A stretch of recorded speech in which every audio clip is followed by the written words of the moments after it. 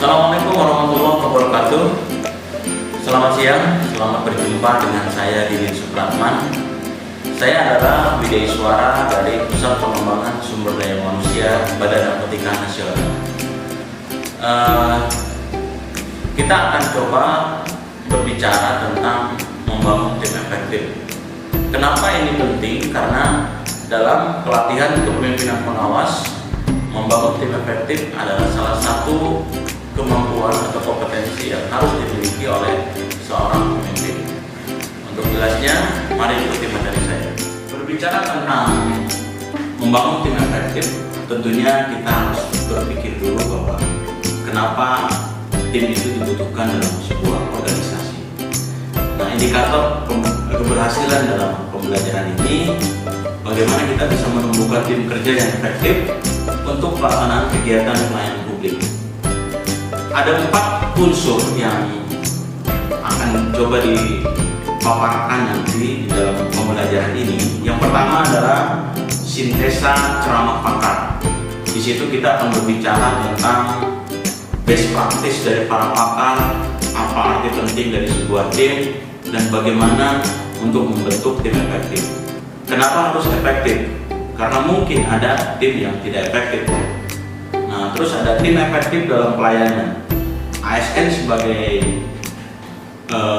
pelayan publik dituntut untuk memiliki kinerja tim yang efektif. Nah, selanjutnya ada karakteristik tim efektif. Di situ akan diuraikan bagaimana sebuah tim ini berkarakter, mulai dari forming, storming, norming, sampai ke adjourning, sampai ke perform bahkan mungkin. Setelah itu kita baru mengetahui bagaimana sebuah tim bisa memiliki karakteristik yang efektif. Dan yang terakhir, nanti kita akan coba mempelajari tentang strategi membangun tim efektif. Karena ada beberapa strategi yang harus dimiliki oleh seorang pegawai atau seorang pejabat pemimpin di dalam kepemimpinan pengawasan ini.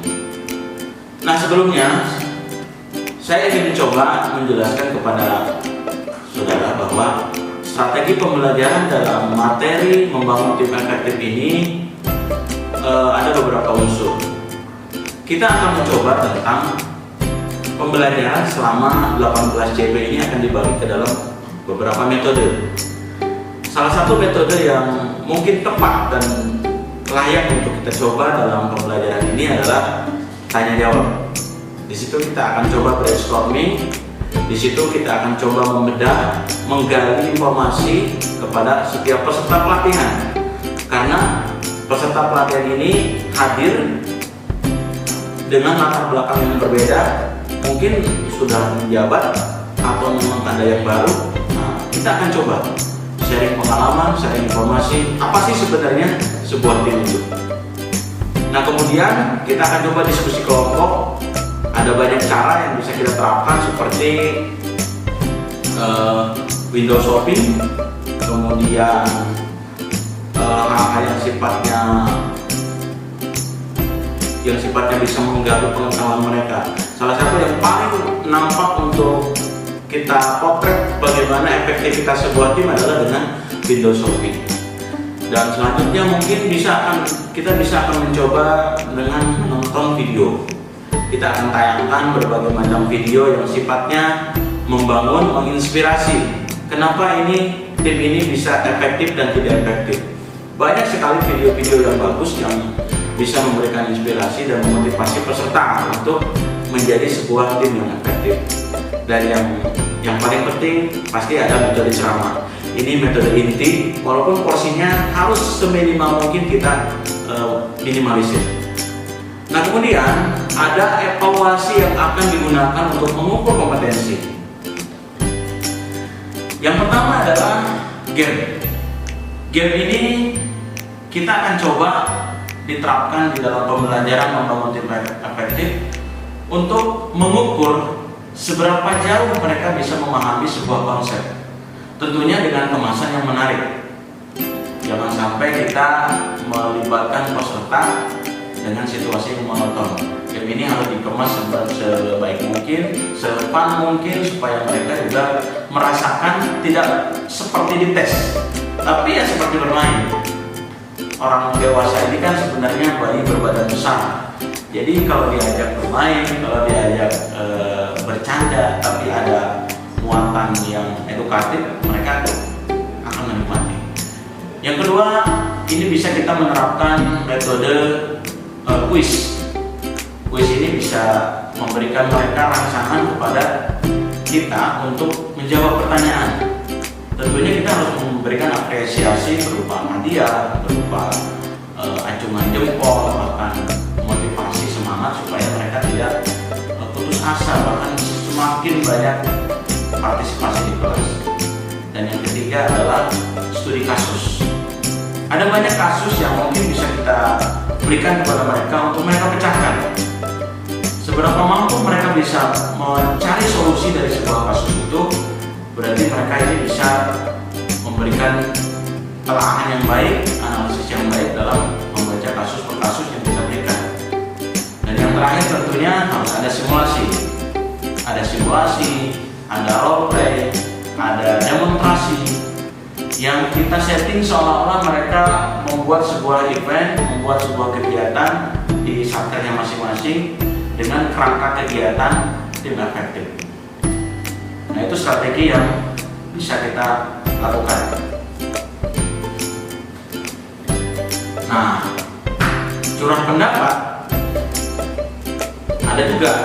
Ini misalkan apa arti tim untuk Anda, kemudian apa arti tim untuk organisasi Anda, apa arti tim untuk pelanggan Anda. Mereka mencoba akan mengeksplorasi kemampuan-kemampuan mereka yang dibawa dari tempat asal mereka bekerja.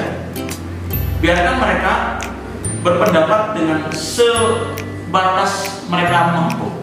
Jangan dulu kita batasi dengan konsep, jangan dulu kita batasi dengan teori yang kita punya. Lebih baik mereka dibiarkan memberikan komentar, pendapat, bahkan mungkin curhat ya, karena tidak menutup kemungkinan pertanyaan kita memancing mereka untuk memberikan pengalaman-pengalaman yang sifatnya menyerempet ke curhat di tempat kerjanya.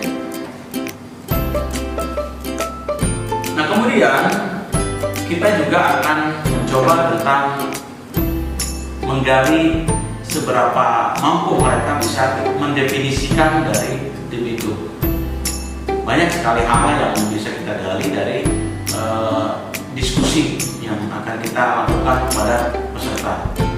Nah, setelah itu baru kita munculkan definisi yang kita punya. Setelah kita brainstorming, setelah kita eksplorasi pendapat-pendapat peserta, baru kita keluarkan definisi yang asli, definisi yang kita punya berdasarkan referensi yang ada. Nah, video juga penting. Video ini bisa menginspirasi peserta untuk meniru, bahkan mungkin membandingkan ya antara apa yang terjadi di video dengan yang ada di tempat kerjanya. Nah, hanya satu hal yang penting, tolong sebelum menyampaikan atau memutar video ini lebih baik si pengajar atau kita nanti yang akan mengampu disertai dengan pertanyaan dulu di awal.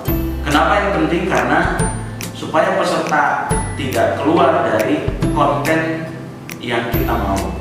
Peserta akan fokus ke dalam tayangan video sambil mencatat berbagai macam perintah yang mungkin akan muncul di awal-awal. Misalkan siapa pelakunya, perannya apa, settingnya di mana, kemudian kegiatannya apa, esensinya apa, solusinya apa.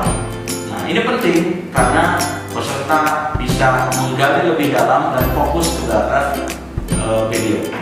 Nah, di bagian akhir kita baru akan mencoba apa sebenarnya hal-hal yang bisa membentuk sebuah tim ini menjadi efektif ya.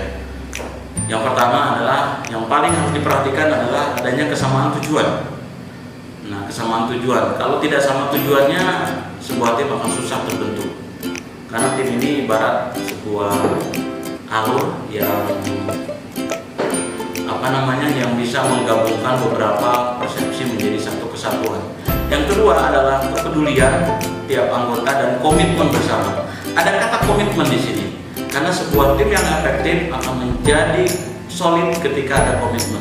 Ketika salah satu atau 2, 3 anggota yang tidak komit, bubar sudah. Dia tidak akan menjadi tim efektif lagi dan berubah namanya menjadi tim yang gagal. Yang ketiga adalah norma dan prosedur kerja yang sama. Tiap orang dibagi kerjanya, tupoksinya, kemudian siapa melakukan apa, tanggung jawabnya kepada siapa, uraian jabatannya dijelaskan, supaya mereka benar-benar tanggung jawab bukan kepada orang yang menyuruh, tapi tanggung jawab kepada tugasnya masing-masing. Ini yang paling penting. Dan selanjutnya adalah ketergantungan satu dengan yang lainnya. Ada leader yang saling membutuhkan. Leader tidak akan bisa bergerak tanpa ada anak buah. Anak buah pun sama. Dia tidak akan bisa menjalankan perannya dengan maksimal tanpa ada arahan dari leadernya. Dan yang terakhir, keterbukaan pada tingkat yang lebih tinggi. Ketika ada masalah, terbuka, baik itu masalah di level bawah maupun masalah leadernya. Project leader menjadi pemimpin di sini untuk memanage agenda kegiatan. Ketika ada satu tim yang tidak berjalan, segera ganti, cari orang baru yang lebih siap dan lebih komit dalam kegiatan kita. Dan ada poin yang paling penting yang perlu saya garis bawahi adalah semangat, saling percaya, kedekatan, komunikasi, dan produktivitas. Saya yakin dengan hal-hal tersebut, sebuah tim akan menjadi tim yang efektif. Itu saja materi membangun tim efektif yang akan disampaikan nanti pada Diklat Kepemimpinan Pengawas. Demikian, semoga bermanfaat. Sampai jumpa. Sukses selalu.